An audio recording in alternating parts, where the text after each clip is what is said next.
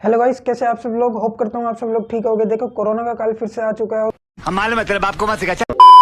तो चलिए आज के टॉपिक के बारे में बात करने से पहले बता दूं कि ये मेरा पर्सनल पॉइंट ऑफ व्यू है। साले का खोपड़ी तोड़। तो मेरा पहला सवाल ये है कि जीरो क्या है। अगर नॉर्मल वर्ड्स में बात करें तो जीरो एक डिजिट है जिसके बारे में कहा जाता है कि इसकी कोई वैल्यू नहीं होती, लेकिन सच कहूँ तो ऐसा बिल्कुल नहीं है, ये बिल्कुल गलत है। देखो, जीरो को इन्वेंट करने वाले हमारे हिंदू एस्ट्रोनॉमर और मैथमेटिशियन ब्रह्मगुप्त जी थे, और आर्यभट्ट जी ने ही इस वर्ल्ड को डिजिट जीरो दी थी। तो अब आप लोग सोच रहे होंगे कि इस वीडियो का पर्पस क्या है, मैं जीरो के बारे में क्यों बता रहा हूँ। देखो, बात सिर्फ इतनी सी है कि अगर जीरो ना होता ना तो हमारे देश में जितनी भी बड़ी डिजिट्स है या नंबर्स है उनके होने की पॉसिबिलिटी कितनी होती, जीरो। तो देखो, अब सवाल ये आता है कि क्या हमें जीरो अपनी लाइफ में अर्न करनी जरूरी है। तो आंसर है हाँ, हमें जीरो अर्न करनी बहुत ही ज़्यादा ज़रूरी है। पर सिर्फ जीरो ही क्यों। देखो, हम सब ने लाइफ में एक ना एक बार ये चीज़ ज़रूर एक्सपीरियंस की होगी जब हमें ज़ीरो से कंपेयर किया गया होगा, फिर चाहे वो हमारे स्कूल, फैमिली या फिर हमारे दोस्तों ने किया होगा।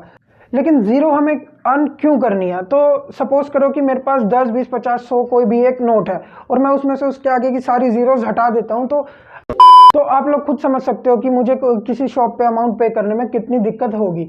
अब ज़्यादा पढ़े लिखे लोग ये कहेंगे कि आप अपने चेकबुक से भी पेमेंट कर सकते हो। तो उन पढ़े लिखे लोगों को ये बता दूं कि चेकबुक मैं हर जगह लेके अपनी घूम नहीं सकता, और चेकबुक में जब अमाउंट लिखते हैं तो उसके आगे भी जीरोज लगानी ज़रूरी होती है। तो देखो, अभी तक जो भी बात हुई वो ज्ञान की बात थी। अब आते हैं कि जीरो अर्न कैसे करें।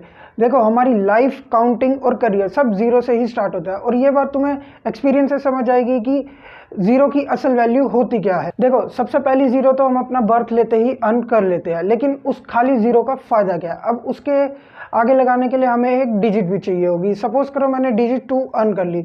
अब जो मेरा मेन फोकस रहेगा उसके आगे की जीरोज अर्न करने में रहेगा।